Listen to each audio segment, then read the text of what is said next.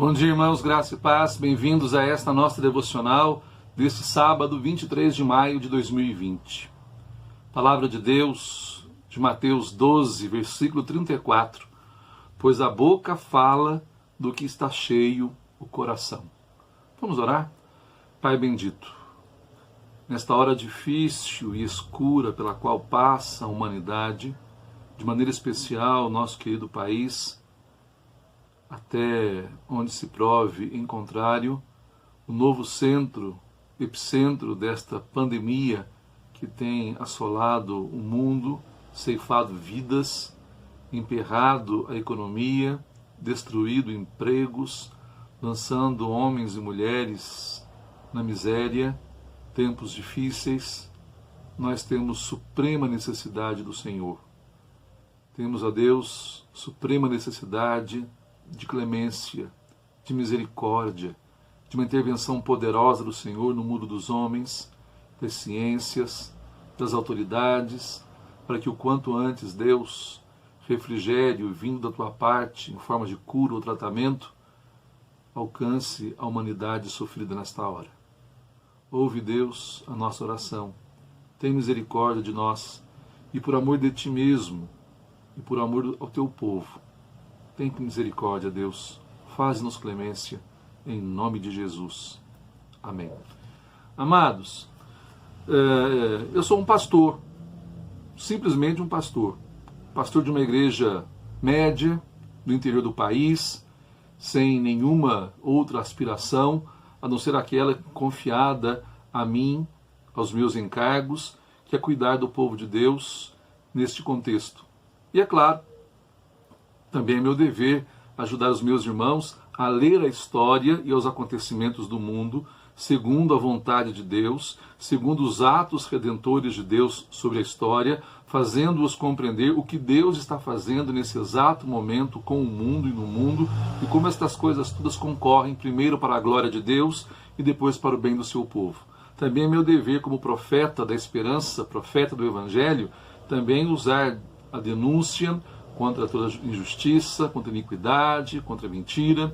É meu dever ficar do lado certo da história, que é sempre do lado dos pobres, dos que sofrem, dos que choram, daqueles que têm o coração despedaçado, porque afinal de contas eu fui enviado com a missão de consolar o povo, de levar esperança àqueles que mais necessitam. Contudo, quando eu vi o vídeo do presidente da República na reunião ministerial, eu confesso que não esperava nada pior do que aquilo, mas também nada melhor do que aquilo.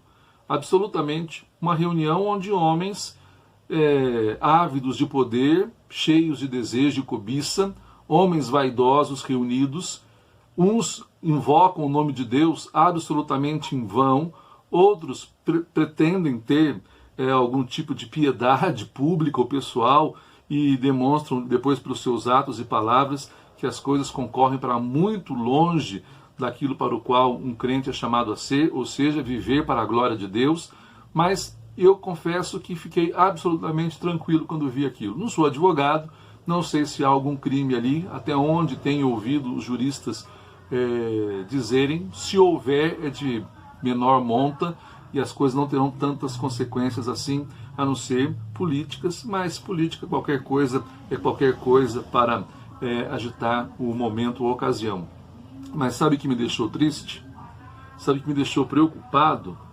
É que de repente eu me dei conta que o problema não está naquela sala ministerial, que o problema não está naquele vídeo e muito menos o problema está na boca do senhor presidente da República, Jair Bolsonaro.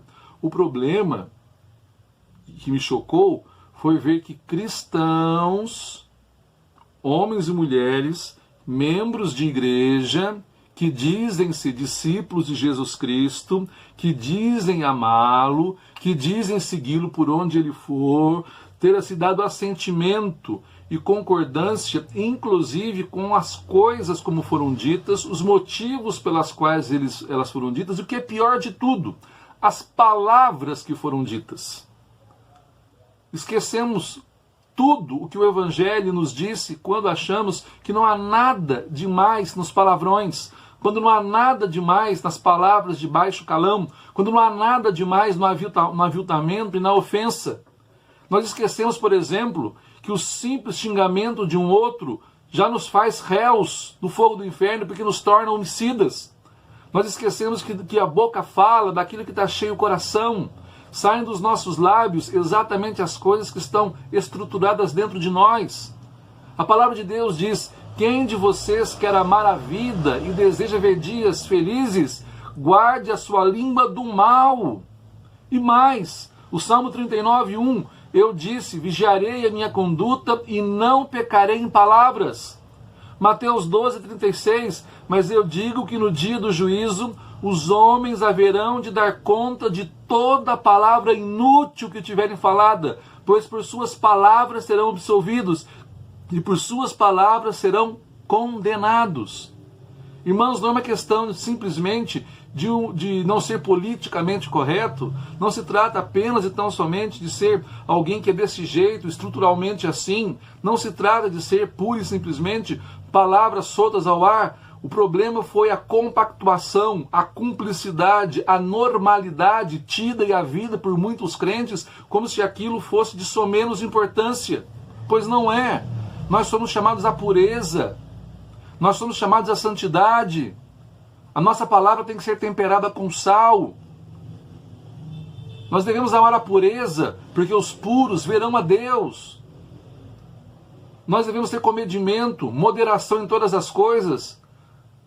Se você tem uma boa concordância bíblica, se você tem um bom programa bíblico nas Escrituras, procure textos que falem sobre a língua, sobre a palavra que sai de nossa boca, sobre aquilo que os nossos lábios proferem, e você ficará aterrorizado. Irmãos, o problema então não está na sala ministerial. O problema está em cada coração que ao ver e ouvir achou que aquilo fosse normal, parte do cotidiano. De fato, eu não espero que os ímpios ajam diferente. De fato, eu não espero os homens que têm poder e poder e dinheiro como seu Deus, que ajam diferente.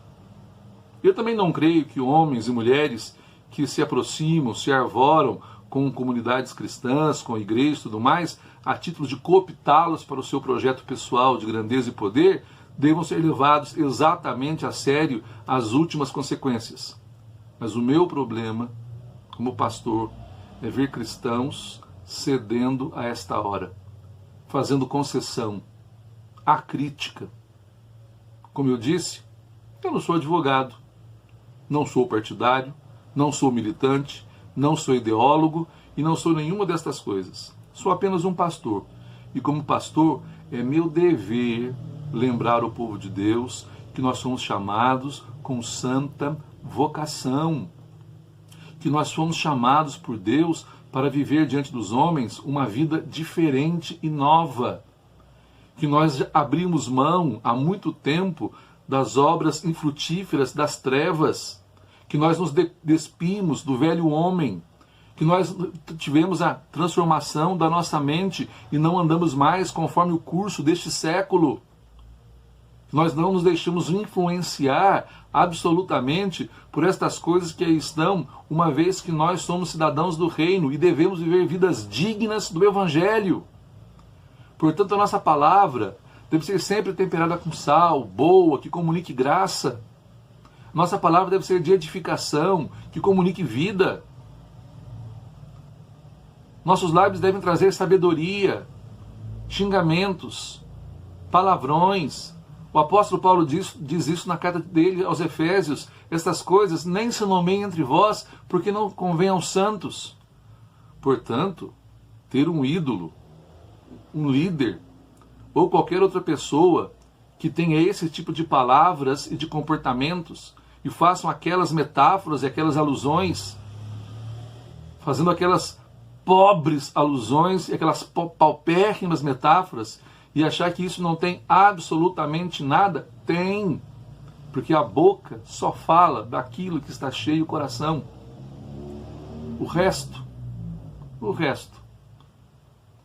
não passa de palavras soltas ao vento, de blefe.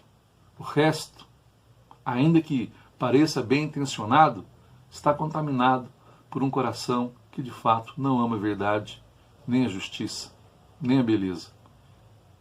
E eu não estou fazendo uma crítica ao presidente da República.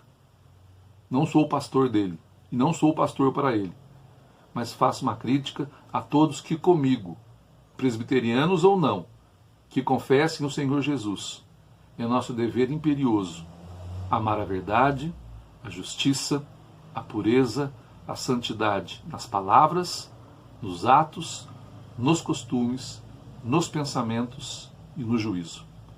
É nosso dever ter a mente de Cristo, um coração como Cristo, palavras dignas de Cristo.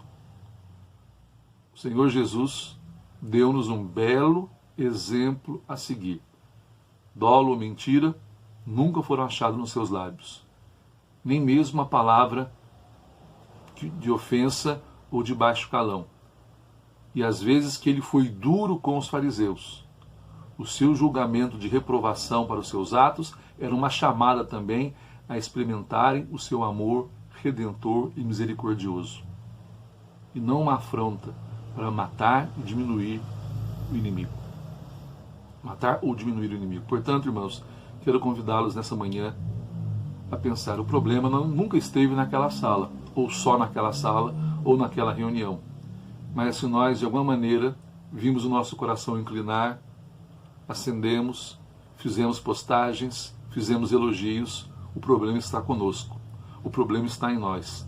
O problema somos nós, que não compreendemos ainda o que significa estar em Cristo, viver com Cristo, Cristo vivendo em nós e a sua vida gloriosa presente em nossas vidas, a modelar a nossa palavra, a disciplinar a nossa mente e, sobretudo, a fazer-nos responder como cidadãos dignos do reino dos céus.